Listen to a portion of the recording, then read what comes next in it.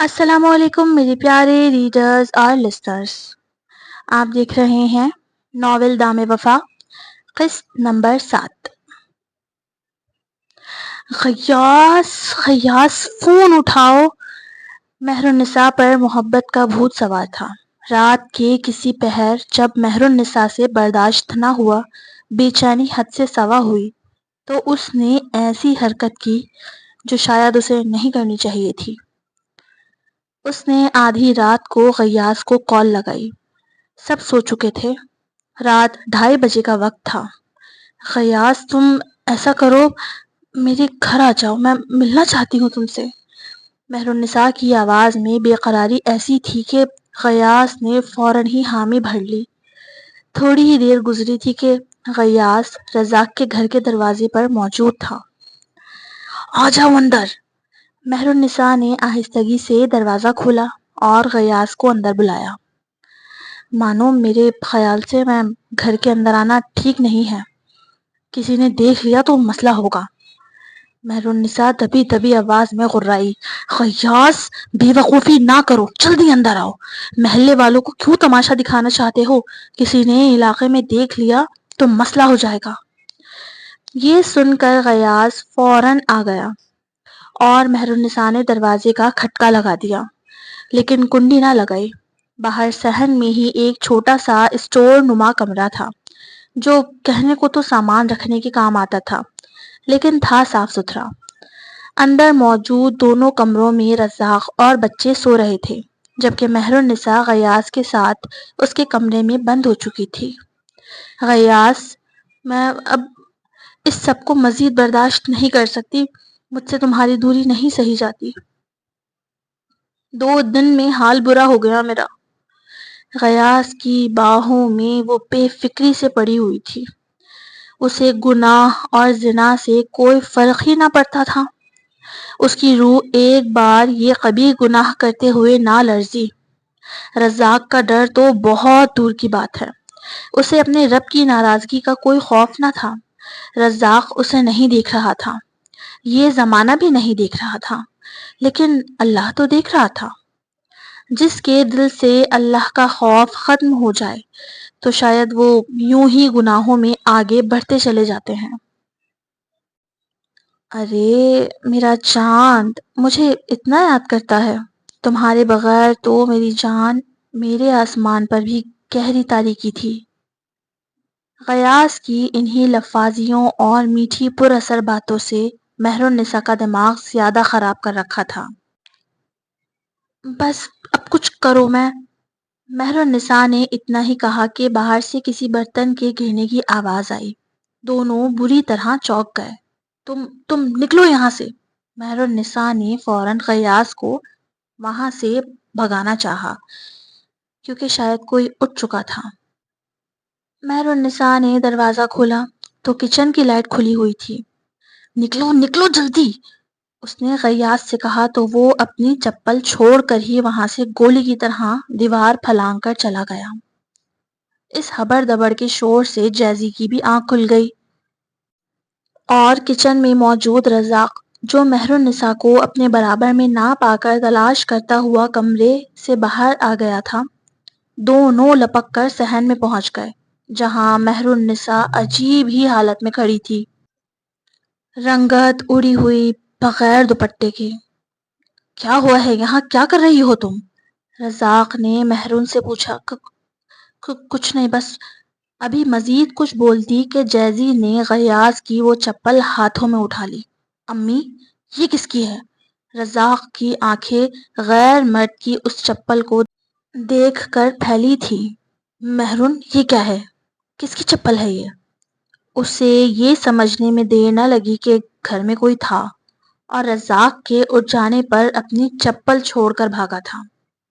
جیزی لڑکپن میں داخل ہو چکا تھا، وہ بھی کہیں نہ کہیں بات کو سمجھ چکا تھا۔ اس نے چپل وہیں پھینکی اور خود دوڑتا ہوا کمرے میں چلا گیا۔ ایک لمحے کے لیے مہر النساء کے چہرے پر شرمندگی کے آثار نمایاں ہوئے۔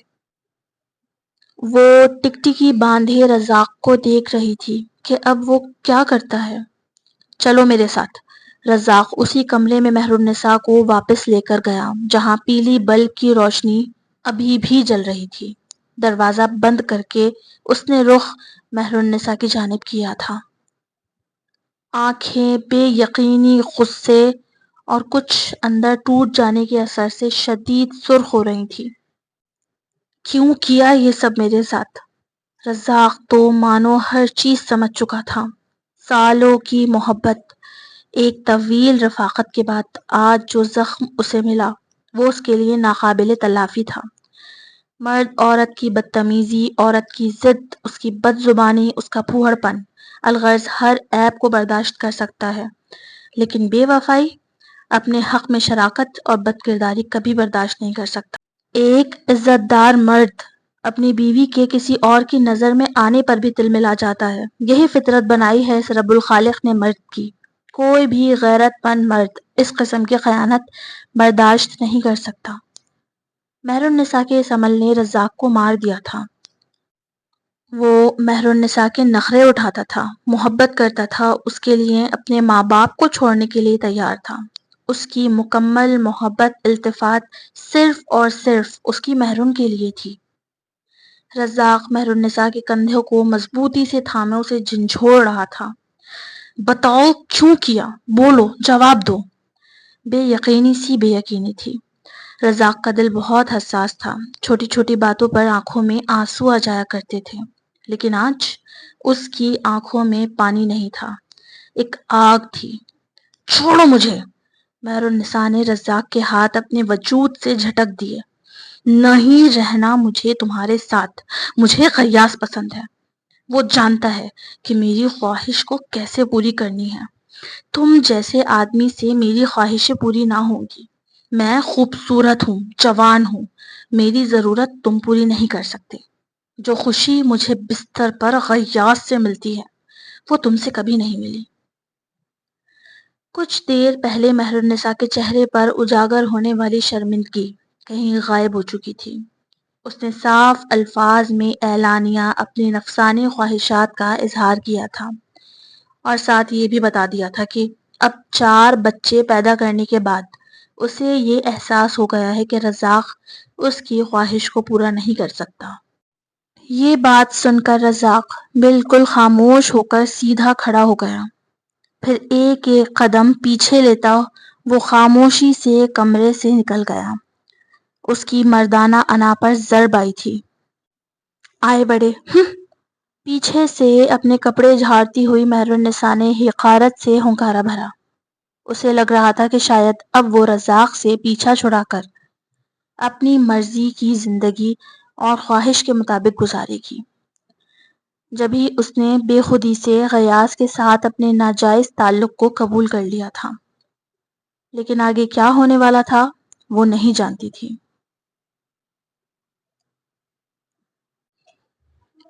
دوا سے اقرا کے وجود میں اٹھنے والا وہ درد تو مندمل ہو گیا، لیکن روح کے زخم بھرنے سے قاصر تھے۔ تم نے تو کہا تھا کہ تم 1 روٹی کھاؤ گی، زیادہ بھوک نہیں ہے۔ عامر نے کھانا کھاتے ہوئے اقرا کو ٹوکا۔ کیا ہوا ہے عامر؟ کھانے دو۔ اس کے ابو نے مداخلت کی تھی۔ سارا گھر ہی دسترخوان پہ بیٹھا کھانا کھا رہا تھا۔ اقرا سر جھکائے کھانے میں مصروف تھی۔ نہیں، جب بولا تھا کہ 1 کھائے گی تو 1 کھائے بس۔ عجیب نفسیاتی مریضوں والی باتیں کرتا تھا عامر۔ اقرا کو ہر چیز پر ٹوکتا تھا، کوئی بات ہو، کوئی کام ہو، اور یہ وہ اپنے باپ کے سامنے زیادہ کرتا تھا۔ اس وقت بھی وہ اقرا کے پیچھے پڑ چکا تھا۔ آپی، میری بس 1 روٹی بنانا، بھوک نہیں ہے مجھے زیادہ، اقرا کچن میں کھڑی بسمہ سے کہہ رہی تھی، اور کمرے سے نکلتا ہوا اس کا شوہر یہ سن چکا تھا، اور بس اب دسترخوان پہ بیٹھا وہ مسلسل اسے دوسری روٹی توڑنے پر طعنے دے رہا تھا۔ اقرا نے کھانا چھوڑ دیا اور وہ بس لب بھیچے عامر کو دیکھ رہی تھی۔ کیا ہو گیا ہے عامر؟ بچی کو کھانے تو دو۔ دوسری بار بھی بولنے والے عامر کے ابو تھے، لیکن ان کے لہجے کی بناوٹ بہت واضح تھی۔ بسمہ، سلمان، روحیل اور صبا سب دیکھ رہے تھے اس تماشے کو، لیکن کوئی کچھ نہیں کہہ رہا تھا۔ بسما تو اپنے سسر کے ناٹک کو دیکھ رہی تھی، بخوبی سمجھ رہی تھی کہ وہ بیٹے کی اوچھی حرکتوں پر خوش ہو رہے ہیں۔ بس اپنے آپ کو اچھا ثابت کرنے کے لیے وہ بار بار کہہ رہے تھے کہ کھانے دو، کھانے دو۔ اقرا عامر کو دیکھ رہی تھی، لب بھیجے۔ کیا گاف جیسی شکل بنا کر بیٹھ گئی ہے، جا کمرے میں۔ انتہائی گندی گالی دے کر عامر نے اقرا کو کمرے میں جانے کی ہدایت کی تھی۔ روحیل اور سلمان نے بڑے بھائی کو افسوس اور بے یقینی سے گھورا۔ وہ کیسے بہن بھاوج کے سامنے اپنی بیوی کو گندی گالی سے نواز سکتا تھا؟ اقرا خاموشی سے اٹھی اور کمرے میں چلی گئی۔ اس کی آنکھوں میں ہتک سے آنسو آ گئے تھے اور کان کی لوئیں سرخ ہو گئی تھی۔ احساس شرمندگی سے اس کا برا حال تھا۔ کیا ہو گیا ہے تمہیں؟ انسان ہی ہو یا کچھ جانور ہو؟ اتنے لوگوں میں بیٹھ کر گالی دے رہے ہو اسے۔ اس بار بولنے والا سلمان تھا، جس نے انتہائی غصے میں بڑے بھائی کو یہ لفظ کہے۔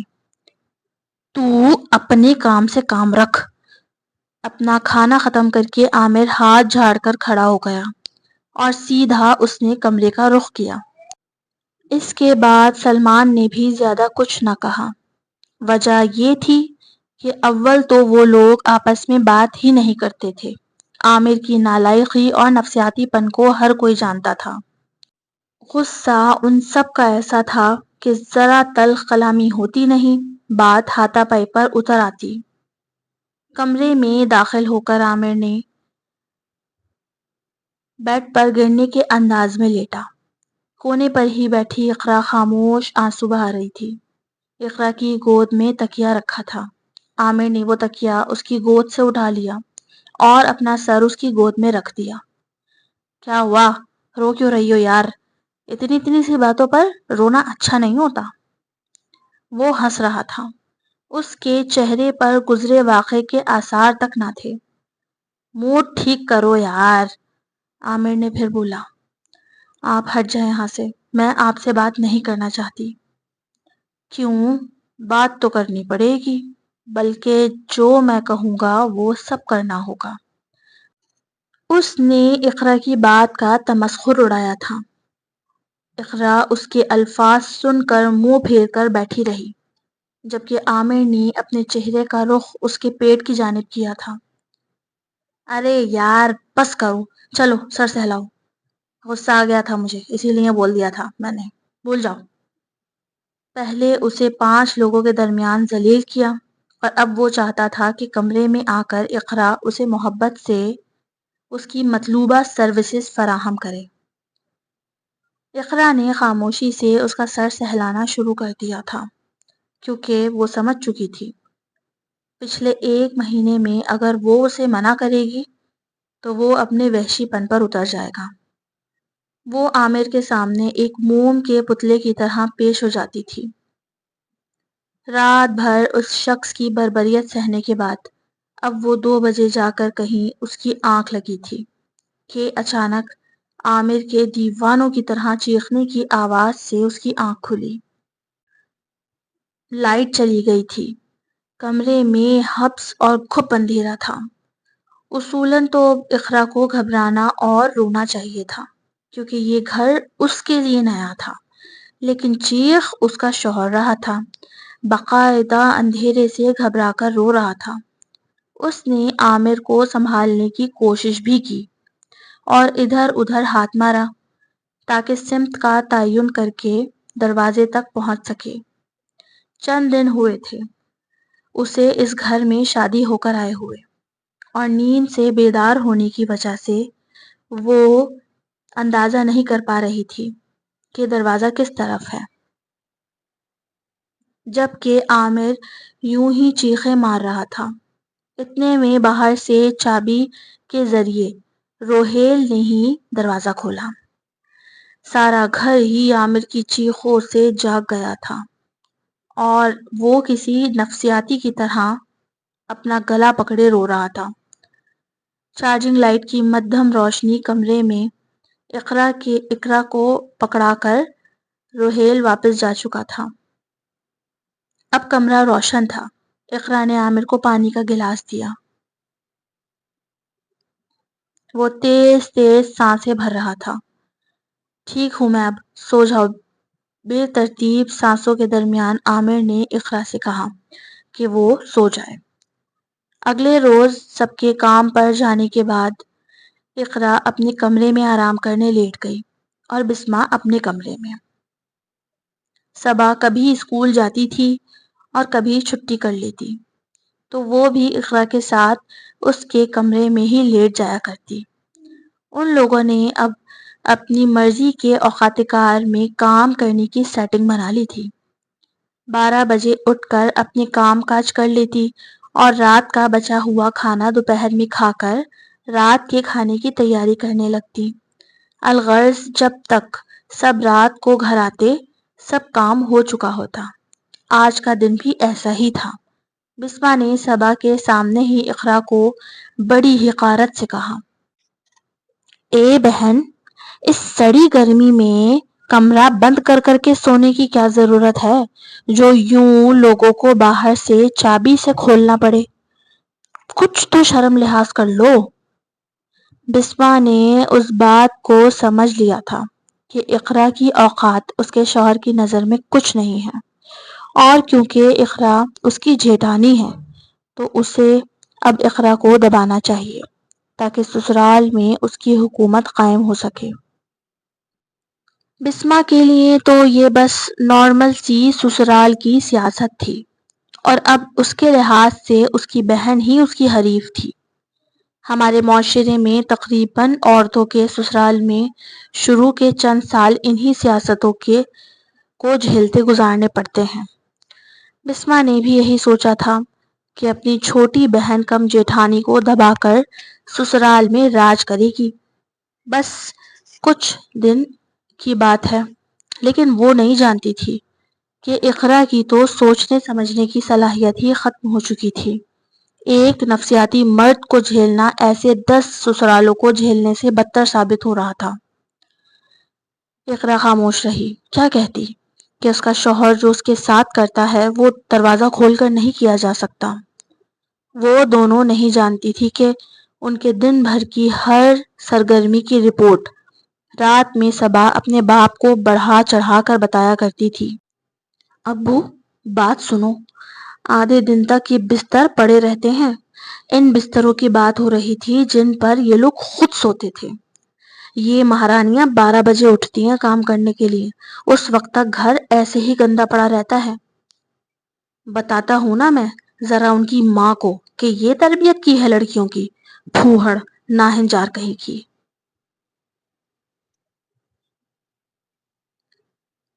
لوگ کہتے ہیں کہ وقت تیزی سے گزر رہا ہے، لیکن اقرا کے لیے تو مانو یہ زندگی ایک ایک پل کاٹنا مشکل ہو گئی تھی۔ عامر بات بات پر اس کو کسی نفسیاتی کی طرح ٹارچر کرتا، کبھی کھانے کے ساتھ کھیرا نہ کاٹنے پر، کبھی دال کے ٹھیک سے گرم نہ ہونے پر، کبھی بیڈ کے نیچے ٹھیک سے جھاڑو نہ لگانے پر۔ وہ مسلسل بس اسے اذیت دے رہا تھا، اور بس یہی نہیں، باپ اسے روز سارا دن کی رودات سناتے جو صبا انہیں بتاتی تھی، اور اسے بھڑکاتے کہ وہ مزید اقرا کو ٹارچر کرے۔ یہ عمل وہ عامر کے ساتھ تو کرتے تھے، لیکن سلمان پر ان کا بس نہ چلتا تھا۔ بسمہ کے ساتھ جو سیاست کرنی ہوتی وہ خود کرتے۔ ایسے ہی مہینہ گزر گیا۔ صرف 1 مہینے میں اقرا کا چہرہ کسی بوڑھی عورت کے جیسے سیاہ پڑ گیا تھا۔ رنگت کملا گئی تھی، آنکھوں کے نیچے گہرے گڑھے پڑ گئے تھے۔ نہ وہ پہلے جیسی خوبصورت رہی تھی، نہ ہی 1 مہینے کی دلہن لگتی تھی۔ ایسے ہی ایک روز عامر کام سے واپس آیا تو باہر والے باتھ روم میں ہی فریش ہونے گھس گیا۔ اقرا کو یہی حکم تھا کہ جب وہ باتھ روم میں جائے تو وہ باہر کھڑی رہے۔ وہ باہر کھڑی تھی۔ عامر باہر نکلا اور واش بیسن پر منہ ہاتھ دھونے لگا۔ منہ دھو کر اس نے اپنا ہاتھ اقرا کی طرف بڑھایا۔ جو پہلے ہی سن کھڑی تھی۔ اسے سمجھ نہ آیا کہ یہ کیا مانگ رہا ہے۔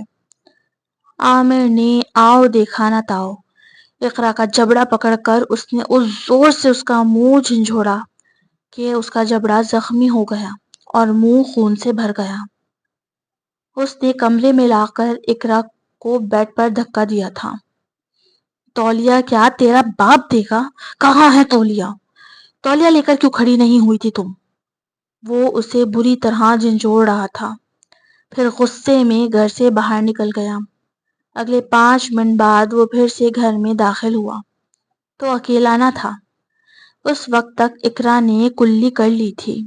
صبا پیٹھ پیچھے تو باپ سے بھابھیوں کی چغلی کرتی تھی، لیکن منہ پر انہی کی چاپلوس بنی رہتی تھی۔